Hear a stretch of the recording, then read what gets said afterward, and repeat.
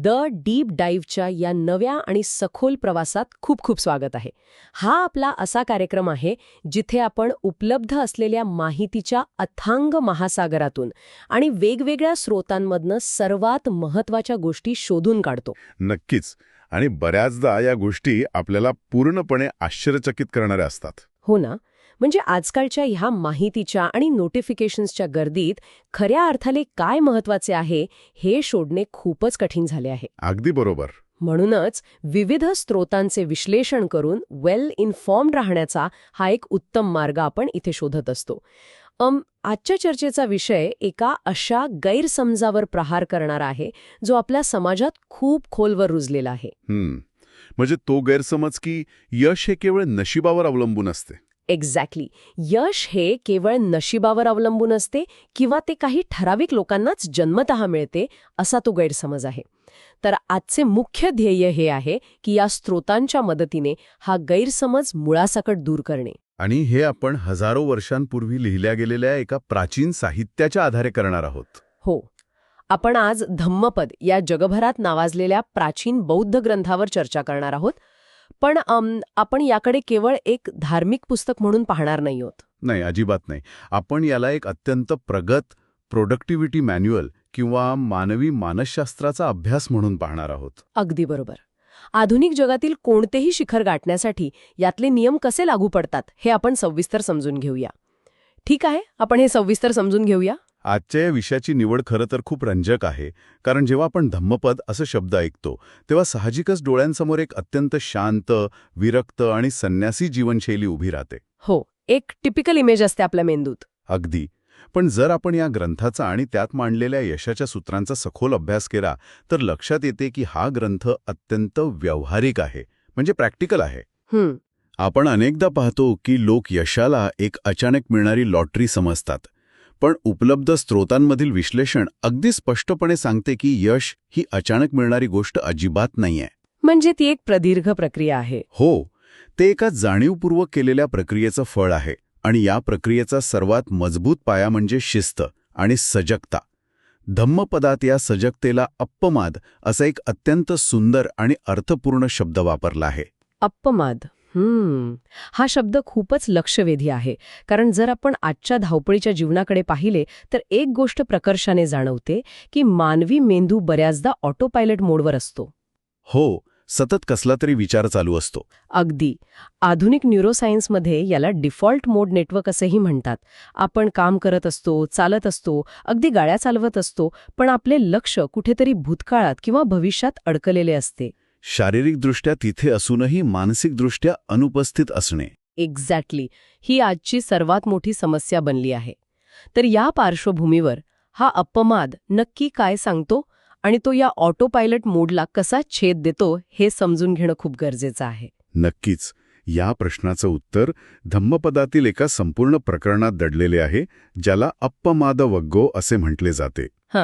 इथे सर्वात लक्षवेधी गोष्ट ही आहे की यातला एक अत्यंत गाभा असलेला श्लोक या स्रोतांमध्ये उद्धृत केला आहे. तो असा आहे, अप्पमाधव अमतपदम पमाधव मच्चुनोपदम. वाह! याचा अर्थ काय होतो नेमका? याचा अतिशय सोपा पण तितकाच सखोल अर्थ असा आहे की सजगता किंवा अप्पमाद हा अमृताचा म्हणजेच यशाचा मार्ग आहे, तर पमाद म्हणजेच गाफिलपणा हा मृत्यूचा मार्ग आहे. बापरे, मृत्यूचा मार्ग. हो. आता इथे मृत्यू या शब्दाचा अर्थ समजून घेणं खूप महत्वाचं आहे. इथे मृत्यू म्हणजेच केवळ शारीरिक अंत नाही. इथे मृत्यूचा अर्थ आहे आपल्या ध्येयाचा मृत्यू. म्हणजे आपल्यातील क्षमतेचा मृत्यू. अगदी बरोबर. जेव्हा एखादा माणूस गाफील असतो तेव्हा तो जिवंत असूनही त्याच्यातल्या शक्यता आणि संधी मरत असतात. हे विधान खरोखरच अंगावर काटा आणणारे आहे. म्हणजे गाफील राहणे किंवा लक्ष विचलित होऊ देणे हे थेट अपयशाला आणि स्वतःच्याच ध्येयाला मृत्यूला आमंत्रण देण्यासारखे आहे. अगदी तसंच आहे. आजच्या काळात जेव्हा प्रत्येक सेकंदाला आपलं लक्ष विचलित करण्यासाठी हजारो डिस्ट्रॅक्शन्स उपलब्ध आहेत, तेव्हा या श्लोकाचं महत्त्व कैक पटीने वाढते. मला वाटते सजगता म्हणजे केवळ डोळे मिटून शांत बसणे असा एक खूप मोठा गैरसमज आहे. हो, खूप लोकांना तसंच वाटतं. पण या स्रोतांनुसार सजगता म्हणजे प्रत्यक्ष कृती करत असताना असलेली कमालीची जागरूकता, बरोबर? हे अगदी अचूक निरीक्षण आहे. अप्पमाद ही एक अत्यंत सक्रिय किंवा ॲक्टिव्ह अवस्था आहे. यश मिळवण्यासाठी प्रत्येक क्षणी आपल्या ध्येयाबद्दल जागरूक राहणे आवश्यक असते. म्हणजे आपण काय बोलतोय, विचार करतोय यावर लक्ष असणे. हो, आपण काय बोलतोय आणि कोणती कृती करतोय यावर एक सूक्ष्म लक्ष असणे म्हणजेच अप्पमाद. आपण अनेकदा पाहतो की लोक एखादा प्रकल्पावर खूप मेहनत करत असतात, पण त्यांना अपेक्षित यश मिळत नाही. कारण त्यांच्यात सजगता नसते. तेच तर. त्यांच्यात बुद्धिमत्तेची कमतरता असते असे नाही, पण त्यांच्यात अप्पमाद नसतो. ते छोट्या छोट्या गोष्टींमध्ये गाफील राहतात आणि त्यातून होणाऱ्या चुकांचे परिणाम खूप मोठे असतात. म्हणजे दिवसातील प्रत्येक कामात पूर्णपणे उपस्थित राहणे आवश्यक आहे. नक्कीच. जर एखादी व्यक्ती काही वाचत असेल तर तिचं संपूर्ण लक्ष त्या शब्दांवर असलं पाहिजे. ही 100% एकाग्रता जेव्हा सवय बनते तेव्हा चुकांची शक्यता जवळपास शून्यावर येते. इथेच हा विषय खऱ्या अर्थाने रंजक होतो आणि हीच ती एकाग्रता आहे जी आपल्याला पुढील अत्यंत महत्त्वाच्या संकल्पनेकडे घेऊन जाते. आपण आत्तापर्यंत बाह्य कृतींमधील सजगतेबद्दल बोलत होतो. पण धम्मपदात अत्तवग्गो नावाचं जे प्रकरण आहे ते चर्चेचा रोख पूर्णपणे आतल्या जगाकडे वळवते. आत्मसंयम आणि स्वतःवर विजय याबद्दल इथे ज्या गोष्टी सांगितल्या आहेत त्या मला आजच्या आधुनिक सेल्फ हेल्प पुस्तकांपेक्षाही जास्त प्रगत वाटतायत. हो, आणि तो या स्रोतांमधला सर्वात शक्तिशाली भाग आहे. कारण आपण नेहमी परिस्थितीवर नियंत्रण मिळवण्याचा प्रयत्न करत असतो, पण हे स्रोत सांगतात की खरी लढाई आत आहेत. एक्झॅक्टली. हा यशाचा दुसरा सर्वात मोठा खांब आहे, सेल्फ डिसिप्लिन म्हणजेच आत्मशिस्त. इथे एक अत्यंत सुंदर आणि मूलभूत ओळ पाहायला मिळते. आत्ता ही अत्तनो नाथो, आत्ता ही अत्तनो गती. आत्ता ही अत्तनो नाथो. हो, याचा सरळ अर्थ असा की आपणच आपले मालक आहोत आणि आपली गती किंवा दिशा आपणच ठरवतो. बाहेरील जगावर किंवा इतर लोकांवर विजय मिळवण्यापेक्षा स्वतःच्या मनावर विजय मिळवणे हा जगातला सर्वात मोठा विजय आहे. कोणीही बाहेरची व्यक्ती किंवा अचानक घडणारा चमत्कार येऊन आपलं आयुष्य बदलणार नाहीये, ही जाणीव अत्यंत महत्वाची आहे. ही संकल्पना मानवी मानसिकतेतील विक्टिम मेंटॅलिटी म्हणजेच स्वतःला नेहमी बळी पडलेला समजण्याच्या वृत्तीवर थेट प्रहार करते. कारण सामान्यतः जेव्हा अपयश येते तेव्हा सर्वात सोपी गोष्ट कोणती असते? परिस्थितीला दोष देणे. हो ना, माझ्याकडे पुरेसा वेळ नव्हता किंवा माझ्या वरिष्ठांनी मला मदत केली नाही, अशी कारणे आपण देतो. आपण नेहमी यशासाठी 100% अनुकूल परिस्थितीची वाट पाहत बसतो, जे कधीच होत नाही. अगदी. पण आत्ता ही अत्तानो नाथो ही ओळ सांगते की परिस्थिती कधीच पूर्णपणे अनुकूल नसते आणि तरीही जबाबदारी सर्वस्वी आपलीच असते. याला आधुनिक भाषेत एक्स्ट्रीम ओनरशिप असे म्हणता येईल. जर आपण याचा मोठा आणि व्यापक संदर्भाशी संबंध जोडला तर लक्षात येईल की खरी शिस्त ही बाहेरील जगाला नियंत्रित करण्यात कधीच नसते. ती असते स्वतःच्या प्रतिक्रिया नियंत्रित करण्यात. हे एक उत्तम उदाहरण ठरू शकतं. आता बघा ना, एखाद्या मोठ्या कंपनीचा सीईओ जेव्हा एका भयंकर आर्थिक संकटाचा सामना करत असतो तेव्हा तो शेअर मार्केट नियंत्रित करू शकत नाही.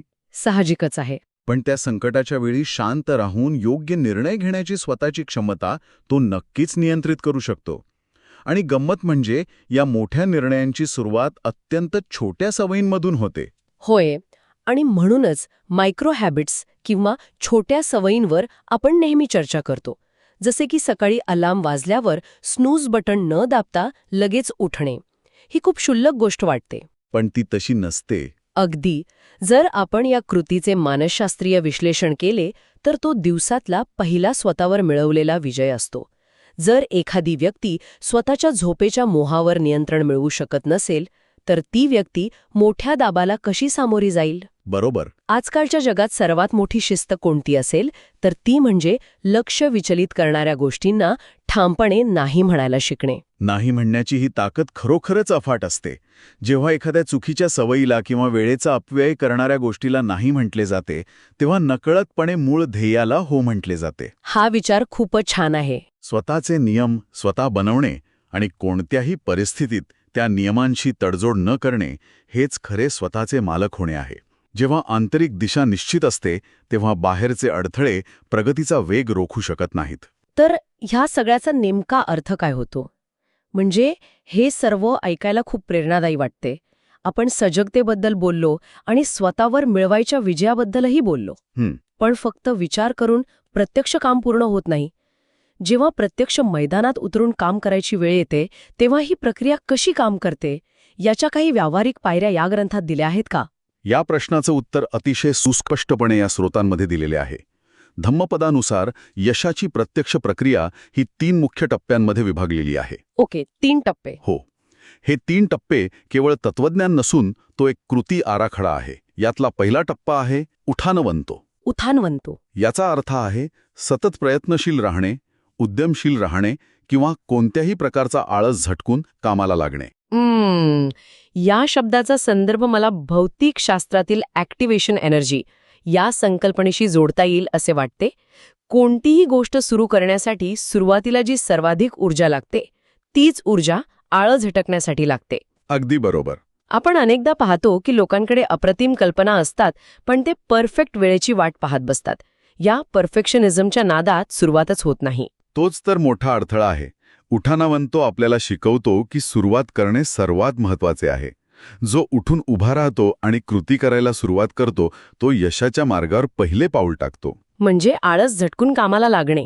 हो, काम पुढे ढकलण्याची सवय हा प्रगतीचा सर्वात मोठा शत्रू आहे. एकदा का कामाला सुरुवात झाली की मग गती मिळवणे सोपे जाते आणि एकदा सुरुवात झाली की मग दुसरा टप्पा अस्तित्वात येतो, जो आहे सतीमतो. सतीमतो या शब्दाचा मूळ अर्थ स्मृती किंवा मेमरी असा होतो ना? हो, शब्दशः अर्थ तोच आहे. पण इथे केवळ एखादी गोष्ट लक्षात ठेवणे असा त्याच्या मर्यादित अर्थ नक्कीच नसावा. कारण कोणतीही नवीन गोष्ट सुरू करताना जो उत्साह असतो तो महिनाभर टिकवून ठेवणं कठीण असतं. सुरुवातीला सगळेच वेगाने धावतात पण नंतर लक्ष भरकटते. बरोबर. या संदर्भात सतीमतो कसे काम करते? इथे सतीमतो म्हणजे आपल्या ध्येयाचे आणि ते ध्येय का निवडले याचे सतत स्मरण ठेवणे. आपण अनेकदा नवीन वर्षाचे संकल्प पाहतो. लोक खूप उत्साहाने जिममध्ये जातात पण काही दिवसांनी कंटाळा येतो. हो, बऱ्याच जणांसोबत हे होतं. अशावेळी सतीमतो म्हणजे कोणत्याही परिस्थितीत आपले अंतिम लक्ष भरकटू देऊ नये. जेव्हा मार्ग कठीण वाटतो तेव्हा आपण हे काम का सुरू केले होते याची सातत्याने स्वतःला आठवण करून देणे म्हणजे सतीमतो. हे अत्यंत व्यावहारिक आहे. म्हणजे उठानमंतो आपल्याला गती देतो आणि सतीमतो आपल्याला योग्य दिशेवर टिकवून ठेवतो. अगदी बरोबर. पण आजच्या जगात जिथे हसल कल्चरने धुमाकूळ घातला आहे तिथे फक्त पुढे जाण्याची एक आंधळी शर्यत लागलेली दिसते. कोणत्याही मार्गाने फक्त यश मिळवणे हाच उद्देश बनला आहे. अशा वेळी तिसरा टप्पा काय सांगतो? तिथेच या प्रक्रियेचा तिसरा आणि यशाच्या स्थिरतेसाठी सर्वात महत्वाचा टप्पा समोर येतो, सूचिकम्मस. सूचिकम्मस याचा अर्थ आहे आपली सर्व कामे शुद्ध हेतूने आणि सचोटीने करणे. आजच्या काळात शॉर्टकट मारून झटपट यश मिळवण्याची खूप मोठी प्रवृत्ती दिसून येते. हो, दुर्दैवाने ते खरंय. पण धम्मपद स्पष्ट करते की जे यश चुकीच्या मार्गाने किंवा अशुद्ध हेतूने मिळवले जाते ते कधीही शाश्वत नसते, ते तात्पुरते असते. या सूचिकम्मस संकल्पनेचा जर आपण आधुनिक मानसशास्त्राच्या दृष्टिकोनातून विचार केला तर यात एक अत्यंत व्यावहारिक सत्य दडलेले आहे.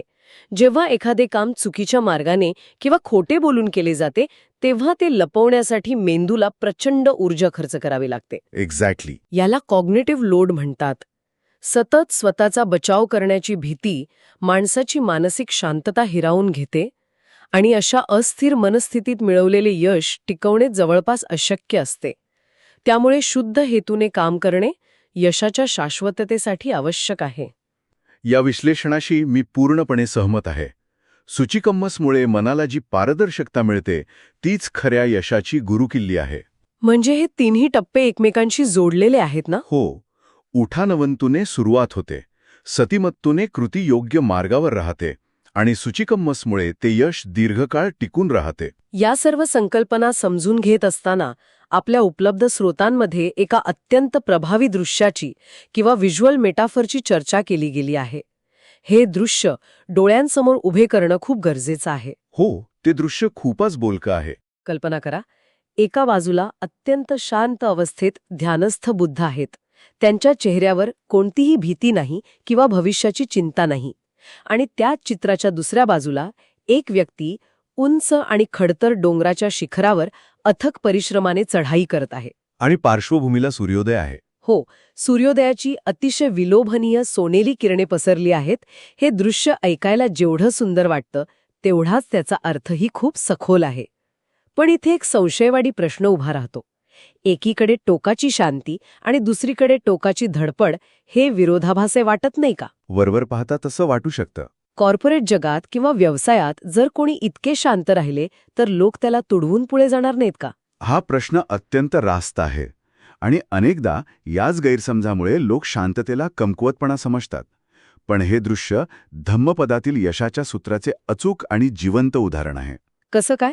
हे चित्र दोन भिन्न वाटणाऱ्या गोष्टींचं अत्यंत सामर्थ्यवान संतुलन दर्शवतं.